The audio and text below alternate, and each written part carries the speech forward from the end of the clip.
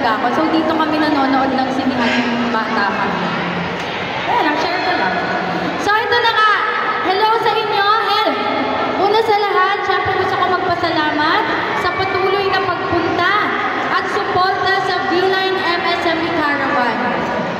Ngayong araw ay opisyal natin bubuksan. Napakaano naman ito? Formal.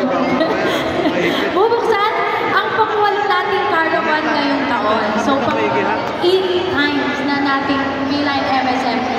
Kaya maraming salamat po sa inyong suporta. At hindi lang ito